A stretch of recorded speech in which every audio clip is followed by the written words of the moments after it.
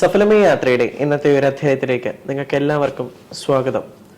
നമ്മോടൊപ്പം ഉള്ളത് ഖത്തറിലെ ദോഹയിലാണ്. ഓരോ വ്യക്തികളും പ്രവാസ ലോകത്തെത്തുന്നത് വെറും ഒരു ജോലി എന്നൊരു സ്വപ്നം തേടിയാണ്. അതുപോലെ തന്നെ ചെറുപ്രായത്തിൽ തന്നെ കേരളത്തിന്റെ സൽക്കാരത്തിന്റെ നാടായ കോഴിക്കോട് ജില്ലയിൽ നിന്ന് ഏതാണ്ട് 38 വർഷങ്ങൾക്ക് മുമ്പ് 1984 പ്രവാസ ജീവിതം ആരംഭിച്ച യാസിർ എം അബ്ദുള്ള സാറാണ് നമ്മുടെ അതിഥി.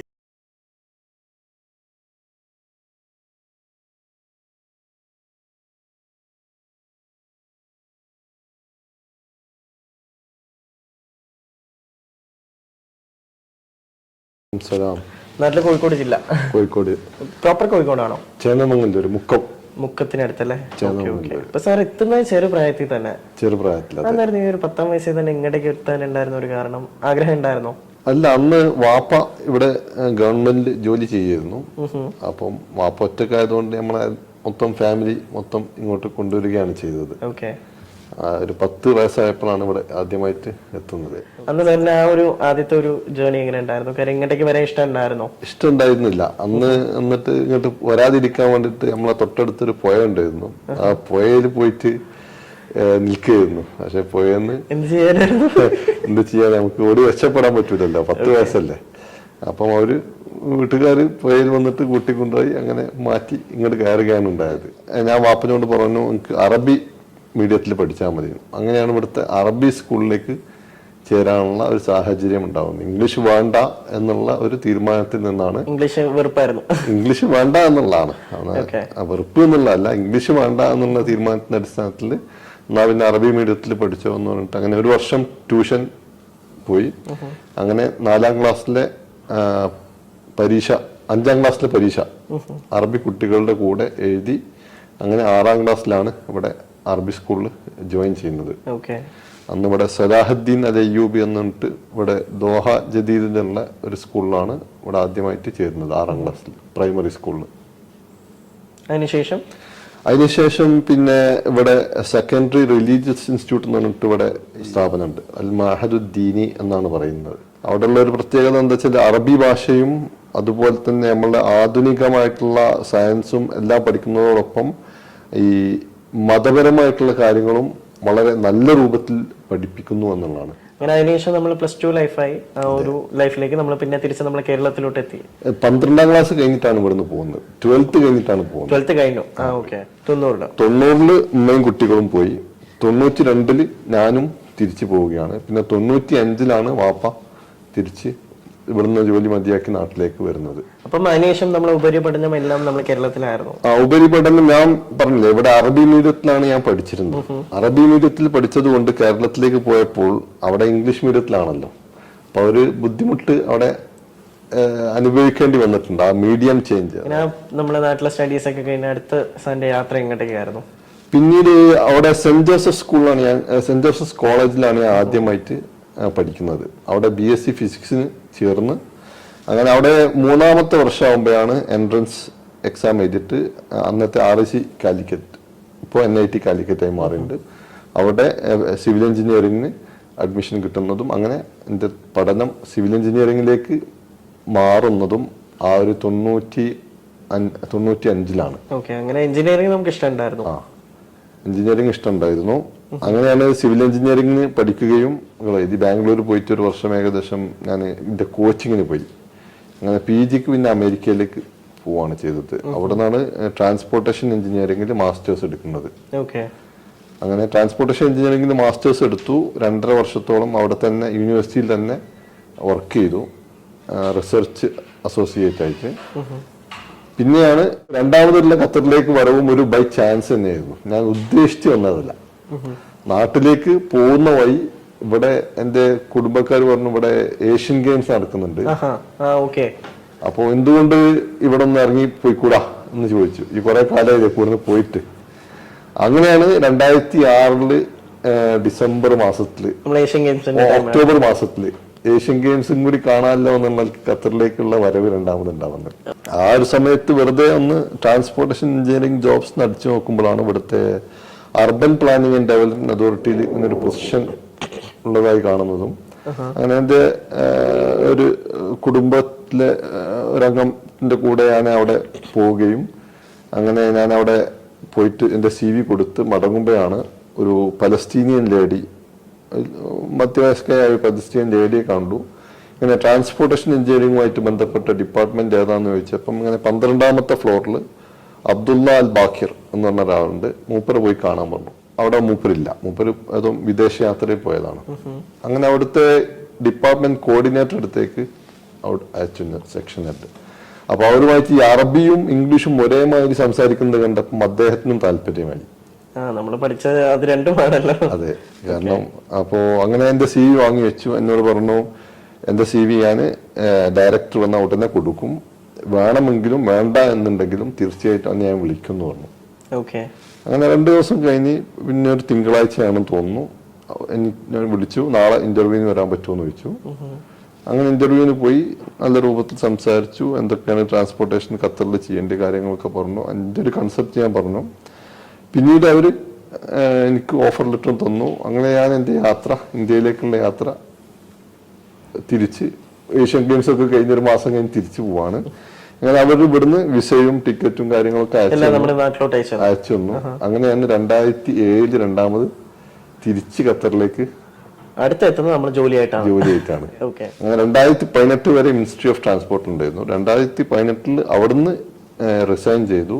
പിന്നെ അതിന്റെ തന്നെ സിസ്റ്റർ കൺസേൺ ആയിട്ടുള്ള പബ്ലിക് വർക്ക് അതോറിറ്റിയിൽ 2018 മുതൽ ഇപ്പോൾ ജോലി ചെയ്തുകൊണ്ടിരിക്കുന്നു കൺസൾട്ടന്റ് ആയിട്ട്. ഗവൺമെന്റ് സെക്ടറാണ് ഇപ്പൊ. പക്ഷേ നേരത്തെ ഗവൺമെന്റിൽ ഡയറക്റ്റ് ആയിരുന്നെങ്കിൽ ഇപ്പൊ ഗവൺമെന്റ് കൺസൾട്ടന്റ് ആയിട്ട് വർക്ക് ചെയ്യുന്നു. നമ്മൾ എന്തൊക്കെ വർക്ക്സ് ആണ് നമ്മൾ സാറിന്റെ സൈഡിൽ ചെയ്യേണ്ടി വരിക? ഇപ്പോ കാര്യമായിട്ട് ട്രാഫിക് എഞ്ചിനീയറിംഗ് ആണ്. ഇപ്പം ഖത്തറിലെ റോഡുമായിട്ട് ബന്ധപ്പെട്ട എല്ലാ ട്രാഫിക് സ്റ്റഡികളും നമ്മളുടെ ആ ഒരു സെക്ഷനിലൂടെയാണ് പോകുന്നത്. അതായത് ഇവിടെ നിങ്ങൾക്ക് റോഡിൽ എന്ത് ഇഷ്യൂ ഉണ്ടെങ്കിലും അത് നമ്മളിലേക്ക് വരികയും നമ്മൾ അതിനെക്കുറിച്ച് പഠിക്കുകയും അതിനെ അനലൈസ് ചെയ്തിട്ട് അതിന് വേണ്ടിയിട്ടുള്ള സൊല്യൂഷൻ നമ്മൾ സജസ്റ്റ് ചെയ്യുകയും പ്രപ്പോസ് ചെയ്യുകയും ചെയ്യുന്നു. അതിന്റെ അടിസ്ഥാനത്തിൽ ഡിസൈൻ ചെയ്ത് പിന്നെ ഡീറ്റെയിൽ ഡിസൈൻ ചെയ്തു അത് ഇംപ്ലിമെന്റേഷനിലേക്ക് പോവാണ് ചെയ്യുന്നത്. നമുക്ക് ഈ ഒരു ഫിഫയൊക്കെ വരുമ്പോഴത്തേക്ക് നമുക്ക് ഊഹിക്കാം, ദുബായിൽ നിന്ന് നമ്മൾ വരാൻ നേരത്തെ തന്നെ നമ്മൾ തന്നെ ആലോചിച്ചത് അയ്യോ ഇനിയിപ്പോ അവിടെ നിന്ന് ഒരു സ്ഥലം വരെ എത്തുമ്പോഴത്തേക്ക് ഇനിയിപ്പോ എങ്ങനെ പോലും ചുരുങ്ങി ഒരു 2 മണിക്കൂറെങ്കിലും ആവും. പക്ഷേ നമുക്ക് ഇവിടെ റോഡിൽ ഒരു തിരക്കുകളോ ഒന്നും, ഒരു ട്രാഫിക് ബ്ലോക്ക് പോലും നമുക്ക് കാണാൻ കഴിയുന്നില്ല. നമുക്ക് ഈ ഒരു ട്രാഫിക് പരമായിട്ടാണെങ്കിലും ഈ റോഡ് പരമായിട്ടാണെങ്കിലും ഖത്തറിന്റെ ഈ ഒരു ഡെവലപ്മെന്റിനെ കുറിച്ച് സാറിന് എന്താ പറയാനല്ല? ഇത് 2007 ഞാൻ ജോയിൻ ചെയ്യുന്നത്. ആ ഒരു സമയത്ത് തന്നെയാണ് ഖത്തറിന്റെ ട്രാൻസ്പോർട്ട് മാസ്റ്റർ പ്ലാനുമായിട്ട് ബന്ധപ്പെട്ടിട്ടുള്ള ഒരു പ്രൊജക്ട് അന്നത്തെ urban planning and development authority തുടങ്ങിയിട്ടുള്ളത്. അപ്പൊ അതിന്റെ ഭാഗമായിട്ട് എനിക്കും കുറെ വർക്ക് ചെയ്യാൻ സാധിച്ചിട്ടുണ്ട്. ട്രാൻസ്പോർട്ട് സെക്ടറിൽ ഉണ്ടാവുന്ന ഇത് എങ്ങനെ പ്രെഡിക്റ്റ് ചെയ്യാം എന്നുള്ളതും എവിടെയൊക്കെ ട്രാൻസ്പോർട്ട് ജനറേറ്റ് ചെയ്യാം എന്നുള്ളതും എവിടെയൊക്കെ എത്തും എന്നുള്ളതൊക്കെ പ്രെഡിക്റ്റ് ചെയ്യാൻ പറ്റുന്ന ഒരു മോഡലായിരുന്നു. അതൊരു PTV എന്നുള്ള ഒരു ജർമ്മൻ കമ്പനിയുടെ ഒരു സോഫ്റ്റ്വെയർ ഉപയോഗിച്ചിട്ടുള്ള ഒരു മോഡലായിരുന്നു. ആ മോഡലിനെ ബേസ് ചെയ്തുകൊണ്ട് ഖത്തറിന് ആവശ്യമുള്ള ട്രാൻസ്പോർട്ട് നെറ്റ്വർക്ക് പ്ലാൻ ചെയ്തു. ആ പ്ലാൻ ചെയ്തത് പിന്നീട് അതിന്റെ കോൺസെപ്റ്റ് ഡിസൈനുകൾ ഉണ്ടാക്കി. അതൊക്കെ വലിയ വലിയ ടെൻഡറുകൾ കൊടുത്തിട്ടാണ് ഉണ്ടാക്കിയത്. അങ്ങനെ ഈ Qatar strategic transport model QSTM എന്ന് പറയും. അത് ആണ് യഥാർത്ഥത്തിൽ ഇവിടുത്തെ ഒരു ട്രാൻസ്പോർട്ട് നെറ്റ്വർക്കിന്റെ ഡെവലപ്മെന്റ് സഹായകമായിട്ടുള്ള ഏറ്റവും വലിയൊരു കൺട്രിബ്യൂഷൻ ചെയ്ത ഒരു സംഭവം. അതിന്റെ ബേസിസിലാണ് പുതിയ പല റോഡുകളും നമ്മൾ അതിന്റെ ഒരു ഇനീഷ്യൽ സ്റ്റഡിയിലേക്ക് വരുന്നതും അത് ഇവിടുത്തെ ട്രാഫിക്കിന്റെ മൂവ്മെന്റ്, ട്രക്ക് മൂവ്മെന്റ്, ഇങ്ങനെ എല്ലാം പരിഗണിച്ചുകൊണ്ട് പുതിയ പല റോഡുകൾ നമ്മൾ എൻവിഷൻ ചെയ്യുകയും പിന്നീട് അത് പ്ലാനിങ് സ്റ്റേജിലേക്ക് പോവുകയും ഡിസൈൻ സ്റ്റേജിലേക്ക് പോവുകയും അങ്ങനെ കഴിഞ്ഞൊരു 10 വർഷത്തിനുള്ളിൽ അതിൽ ഏകദേശം ഒരു 75% ഇംപ്ലിമെന്റ് ചെയ്യുകയും ചെയ്തു. ഈ എല്ലാ ഗവൺമെന്റ് അതോറിറ്റികളിലും വർക്ക് ചെയ്യാൻ എനിക്ക് സാധിച്ചു. പിന്നീട് അത് ഇംപ്ലിമെന്റ് ചെയ്യുന്ന പബ്ലിക് വർക്ക്സ് അതോറിറ്റിയിലും വർക്ക് ചെയ്യാൻ സാധിച്ചു എന്നുള്ളത് തീർച്ചയായിട്ടും വളരെ സന്തോഷം നൽകുന്ന ഒരു കാര്യം. അത് നമ്മളെ ഒരു എന്താ പറയാ, നമ്മൾ കേരളത്തിലുള്ള ഒരു മലയാളി കൂടി അതിൽ പങ്കുകൊള്ളുന്നെന്ന് അറിയുമ്പോൾ നമുക്കും അതിൽ നല്ലൊരു സന്തോഷം കൂടിയുണ്ട്. ഓരോ വ്യക്തികളുടെ ജീവിതത്തിലാണെങ്കിലും ഓരോ ആൾക്കാരുണ്ട് അവരെ സ്വാധീനിക്കാനായിട്ട്. പ്രത്യേകിച്ച് എന്റെയൊക്കെ ലൈഫിൽ എന്ന് പറയുമ്പോൾ എന്നെ ഏറ്റവും കൂടുതൽ സ്വാധീനിച്ച എന്റെ മാതാപിതാക്കളാണ്. സാറിന്റെ ഇത്രയും വർഷത്തെ ലൈഫിൽ സാറിന്റെ മാതാപിതാക്കൾ എത്രത്തോളം സ്വാധീനം നൽകുന്നുണ്ട്? മാതാപിതാക്കൾ എന്ന് പറയുമ്പം അവരുടെ സ്വാധീനമാണ് നമുക്ക് ഏറ്റവും വലിയ സ്വാധീനം. കാരണം പ്രത്യേകിച്ച് വാപ്പ ഉമ്മ അവര് നൽകിയ ആ സ്നേഹം, അതുപോലെ തന്നെ നിർലോഭമായിട്ടുള്ള സപ്പോർട്ട്. വാപ്പയുടെ ആ സപ്പോർട്ട് ഉണ്ടായിരുന്നു. വാപ്പക്ക് ചെറിയൊരു ആശങ്ക ഉണ്ടായിരുന്നു അമേരിക്കയിൽ പോകുമ്പം. പക്ഷെ ഞാൻ എല്ലാം റെഡിയാക്കി വാപ്പയുടെ മേശത്തിന് മുകളിൽ വെച്ചപ്പം വാപ്പക്ക് ആശങ്ക അങ്ങോട്ട് മാറ്റിയെടുക്കാൻ സാധിച്ചു എന്നുള്ളതാണ്. ആ ഒരു സന്തോഷം നമ്മുടെ കണ്ണുകളിൽ കാണാൻ പറ്റി. അതെ അതെ, വാപ്പ നല്ല രീതിയിൽ, വാപ്പ നമ്മുടെ ഒരു റോൾ മോഡൽ കൂടിയാണല്ലേ. അതെ അതെ. ആ കണ്ണീന്ന് വരുന്ന കണ്ണീര് സത്യം പറഞ്ഞാൽ ഒരു സ്നേഹത്തിന്റെ ഒരു സാക്ഷിയാണ്. കാര്യം ഇപ്പോഴത്തെ തലമുറ എന്ന് പറയുമ്പോൾ സ്വന്തം മാതാപിതാക്കളെ പോലും വില വയ്ക്കാത്ത ഒരു കാലം കൂടിയാണ്. പിന്നെ ഫാദറിന്റെ പേര് മൊയ്തീൻ കോയ, KC മൊയ്തീൻ കോയ. മദറിന്റെ പേര് മെഹറുനിസ. നമ്മളെ സഹോദരങ്ങൾ എനിക്ക് 5 സഹോദരങ്ങളാണ്. 2 അനിയന്മാര് തൻവീർ, ഉബൈദുള്ള, പിന്നെ 3 പെങ്ങന്മാര് നഗീന, സുമയ്യ, സക്കിയ. അങ്ങനെ ഞങ്ങൾ 6 പേരാണ് മൊത്തമുള്ളത്. ഒരു ഹാപ്പി ഫാമിലി, ബിഗ് ഫാമിലിയാണ്. അതെ അതെ. ഓക്കെ. പിന്നെ അതുപോലെ തന്നെ നമുക്ക് മാറ്റി നിർത്താൻ പറ്റാത്ത ഒരു സപ്പോർട്ടാണ് നമ്മളെ വൈഫിന്റെ സപ്പോർട്ട്. അതായത് തീർച്ചയായിട്ടും, അതായത് നമ്മളിപ്പം ഈ ഒരു കല്യാണം കഴിയുന്ന 2006 മുതൽ 2-3 വർഷം അവർക്ക് അവിടെ പഠനവുമായിട്ട് ബന്ധപ്പെട്ട് നാട്ടിലായിരുന്നെങ്കിലും അതിനുശേഷം പിന്നെ തുടർച്ചയായിട്ട് ഇവിടെ തന്നെയാണുള്ളത്. അപ്പൊ ഇവിടെ ഇപ്പം 4 കുട്ടികളുണ്ട്. 4 മക്കളൊക്കെ ഉണ്ടാവുമ്പോ സ്വാഭാവികമായിട്ടും വലിയൊരു ദൗത്യമാണ് അവര് ചെയ്തുകൊണ്ടിരിക്കുന്നത്. അതെ, പ്രത്യേകിച്ച് നമ്മള് ഈ ജോലിയുടെ പുറമെ തന്നെ പല സോഷ്യൽ ആക്ടിവിറ്റികളിലും കൂടി ഇൻവോൾവ് ചെയ്യുമ്പോൾ നമ്മളുടെ സമയലഭ്യത കുറയും. പക്ഷെ ആ സമയത്തൊക്കെ അവരാണ് ഉണ്ടാവുകയും കുട്ടികളുടെ കാര്യങ്ങളൊക്കെ. തീർച്ചയായിട്ടും. വൈഫിന്റെ പേര് ലുലു ഹസന. നാട്ടിൽ മഞ്ചേരിയാണ് അവരുടെ വീട്. മക്കള് 4 പേര്. അവരുടെ പേരുകൾ അവരൊക്കെ എന്ത് ചെയ്യുന്നു? ആയിഷ, ഇസ്ര, ഈസ, ആസിയ. എല്ലാം ഒരു അറബിക് നെയിമാണല്ലോ. ഒരു ഉയർച്ചയും ഉണ്ടാവും, ഒരു താഴ്ചയും ഉണ്ടാവും. സാറിന്റെ ലൈഫിൽ അങ്ങനെ ഒരു അപ്സ് ആൻഡ് ഡൗൺസ് ഒക്കെ ഉണ്ടായപ്പം സാർ അതിനൊക്കെ എങ്ങനെ ഫേസ് ചെയ്യുന്നത്? RECയിൽ ചേർന്നു. ഫസ്റ്റ് ഇയറിലൊക്കെ കുറച്ചിങ്ങനെ മേക്കപ്പ് പിക്ക് ചെയ്ത് വന്നിരുന്നു. എന്നിരുന്നാലും ബാക്ക് പേപ്പേഴ്സ് ഉണ്ടായിരുന്നു. കാരണം ഇംഗ്ലീഷിന്റെ ഫുൾ കൺട്രോൾ എനിക്ക് അന്ന് കിട്ടിയിരുന്നില്ല. എല്ലാ വിഷയങ്ങളും ഒരു സെമസ്റ്ററിൽ എല്ലാ വിഷയങ്ങളും ഒരുമിച്ച് പാസ്സാണ് 8ാം സെമസ്റ്ററിലാണ്. ബാക്കിയുള്ള സെമസ്റ്ററുകളിലൊക്കെ കുറേശ്ശെ പേപ്പറുകൾ ഇങ്ങനെ എനിക്ക് ബാക്കിയുണ്ടായിരുന്നു.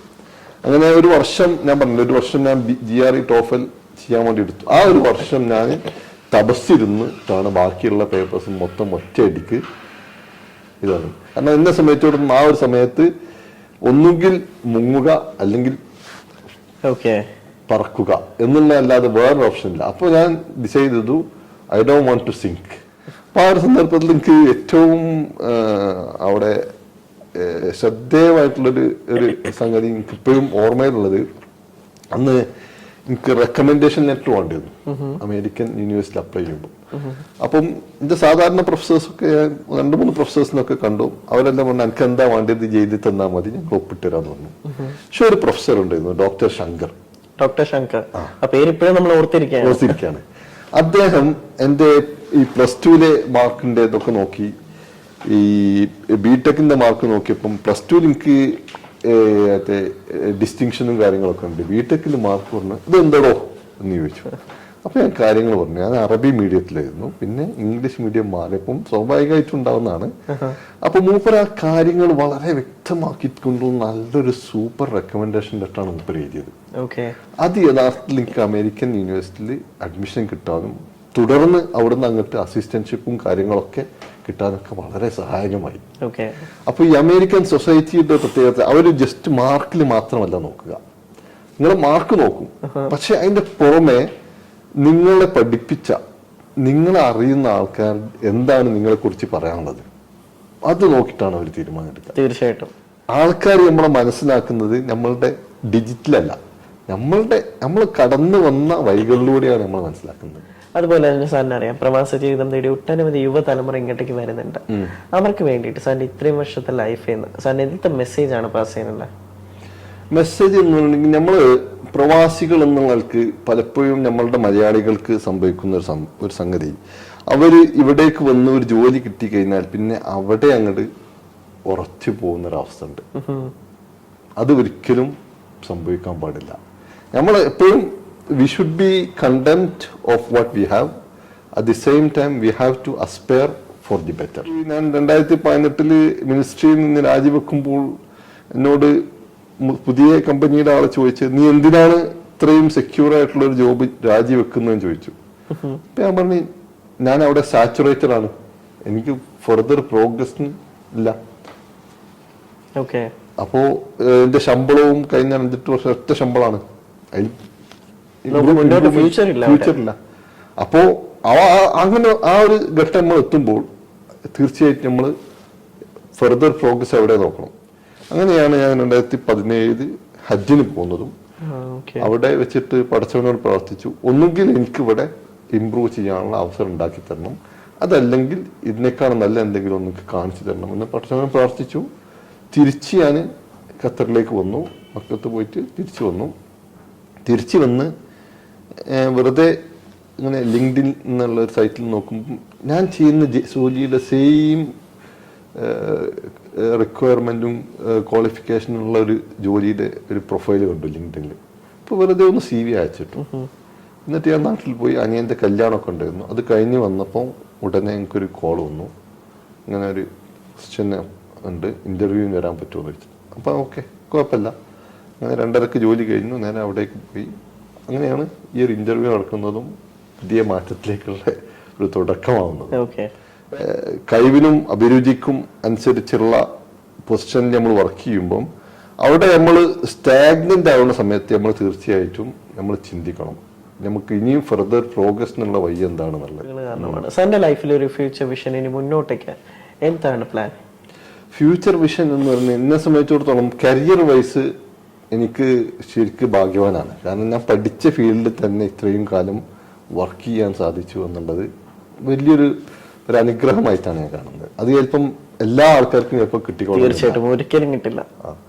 അപ്പോൾ എനിക്ക് ഇനി ചെയ്യാനുള്ളത് മനുഷ്യരാശിക്ക് എന്ത് ചെയ്യാൻ പറ്റും എന്നുള്ളതാണ്. അതായത് നമ്മളുടെ ലൈഫ് ഇങ്ങനെ പോയിക്കോളും, പക്ഷെ എന്നിരുന്നാലും മനുഷ്യന്റെ ഭാവി നന്മക്ക് വേണ്ടിയിട്ട് എന്ത് ചെയ്യാൻ പറ്റും എന്നുള്ളതാണ് എൻ്റെ എപ്പോഴും ചിന്തയിലുള്ളത്.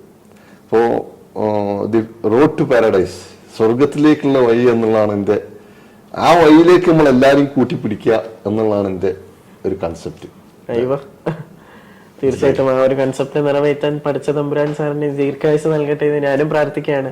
ഇത്ര തിരക്കേറിയ സമയത്ത് ഈ ഒരു ലെഗ് നൈറ്റിൽ തന്നെ സാർ നമുക്ക് വേണ്ടിയിട്ട് ഒരു 10-20 മിനിറ്റ് അനുവദിച്ച് തന്നു.